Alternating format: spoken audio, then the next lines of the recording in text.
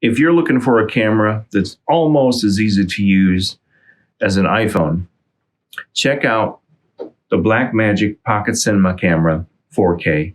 You won't be disappointed. This camera is a dream. Easy to use, easy to operate, easy to understand. A couple of years ago, I reviewed the Sony a6500 mirrorless camera. I described it as a very non-intuitive camera that isn't for the beginner. There's an avalanche of menus and sub-menus.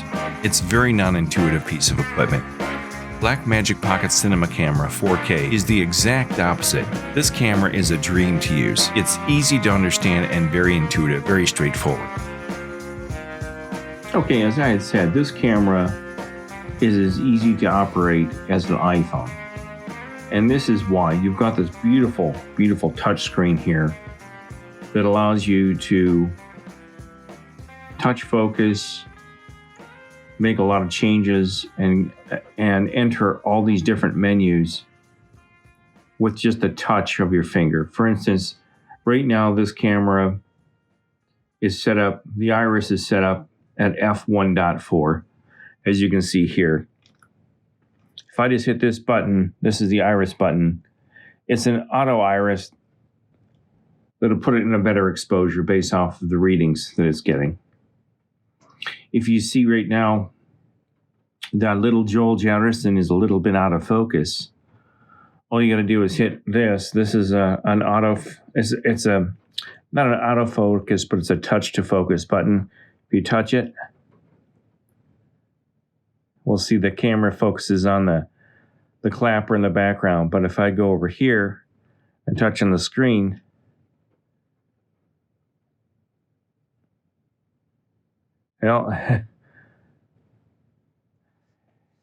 it puts Joel Jefferson into focus, you see. Took a couple of touches.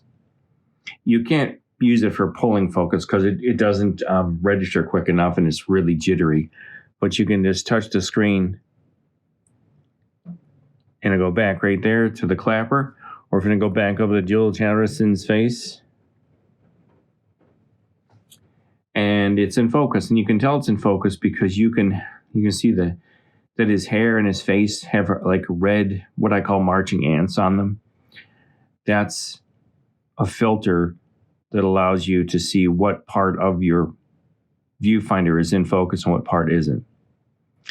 But everything on here, you can use touchscreen. You can get into, you can zoom in with this button, or zoom out, or you can just double tap it. There you zoomed in, double tap it, and you zoom out. If you want to go into the menus, you hit that button. Go into the menu, and then you can touch for the record, or monitor, or audio, or setup, presets, LUTs, and so on and so forth. You want to get out of the menu, you hit these three lines again, you're out of the menu. Another way you can go into the menu is you can just tap on what you want to change. If you want to change your frames per second, just right up here where it says frames per second, you just tap on that. And you can either arrow over for a higher frames per second, or you can use a scroll bar. It's that simple. Or there's a wheel on the front of the camera that allows you to turn. You turn it left or right and allows you to scroll through the different frames per second. Or if you want to change your shutter, you can do the same thing. You got arrows. You can arrow through the different shutter. They call it shutter angles. Or you can use the scroll wheel on the front of the camera. Same thing here if you want to change your iris size. If you don't like f2.6 that the camera selected for you and you want it darker, you can just slide it and it gets darker. Or you can arrow back to f2.6. It's really easy. It's extremely easy camera to use. If you want to change your ISO, this ISO is a little bit high for as bright as it is. So right now I've got it at 1100. I'm sorry, I've got it at 1000. Bring it down to 800. If you want to change your white balance, this white balance right now is set for CWB. But this really should be set for, I would say, halogen lights. Not halogen, I'm sorry, incandescent lights. So you can set whatever you want. You can either do it this way. You can go up 3250, you can go down again. You can change it that way depending on what kind of look you're looking for. That's for an incandescent. This is for sunshine. This is for shade. This is for cloudy. Auto white balance. I'm going to cancel that. I don't like to use auto white balance. And I just love all these buttons here as well. There's what I consider to be a rat's nest of covers over here. And these covers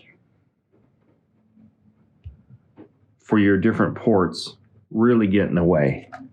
They just really get in the way. Now, I saw a tutorial on YouTube where you can remove these.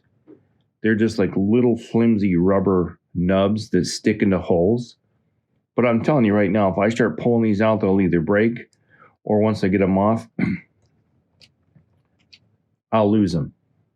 But look at this. You've got to work your way around here and pull this up. And if you wanted to unplug, say I want to unplug my external hard drive, and then I got to go in here and try to get this. This is my AC adapter. You got to go in here and you've got to pull this little collar back. It's like almost impossible to maneuver in here. You pull it back, and it's like almost impossible to get in and out of there. See, there's two little tiny holes, and you've got to line those holes up with the holes in here, and these little holes. You got to somehow get those lined up. And I've got pretty nice fingers. I don't have real pudgy or, bulbulous fingers. I got pretty slender, soft fingers. And this is just a real pain in the backside, I'm telling you. And I dread it. This is one of the worst parts of this camera I can tell you about so far. Once you get it in there, it just pops right in. But overall, this camera is so easy to use. And I'll show you the scroll wheel. This is the scroll wheel I was talking about on the front of the camera. This scroll wheel will help you just scroll this left or right to scroll through the different white balances or different iris settings or different f-stops. This is your record button. This is if you want to take a still while you're shooting. This button right here. If you're buying this camera because you want to do photography, this is not the camera for you. This is not a DSLR. It is not a camera that's designed for still life photography or any type of photography. You can take pictures with it. You can take stills from the video that you're shooting, but it's really not designed for photography. You can take stills, but it's really not meant to be a still camera. You got a white balance button here. You've got ISO button, and I believe this is your shutter speed here. You want to change your shutter speed. There's another button on here. I'm not certain if this, I don't know what this is. When I press it, nothing happens. It doesn't turn the camera. It doesn't make it start recording. It doesn't take a photograph. I'm going to have to research and find out what that is. A drawback of this camera is the batteries die within 20 minutes. You're not going to have any battery life on this camera at all. So what I did is I bought a battery pack.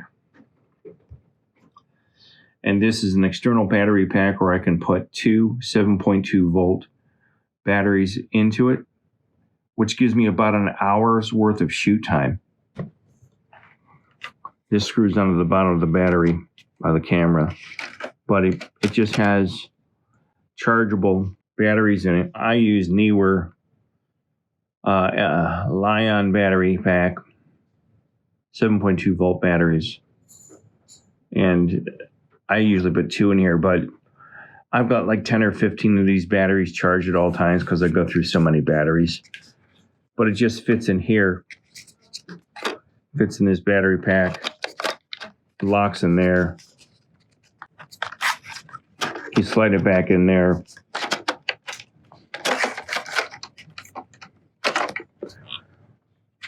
It locks into place. This is the 7.4 volt lithium ion battery that comes with the camera.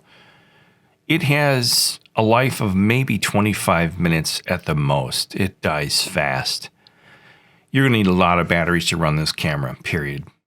This is some footage I shot using the Blackmagic Pocket Cinema Camera 4K. It's shot in ProRes Ultra HD 3840 by 2160. It's shot through a Mica 25mm 1.8 manual focus lens. And I think it looks pretty good. It's a little flat. The colors are slightly flat. There's been no color grading done on this at all.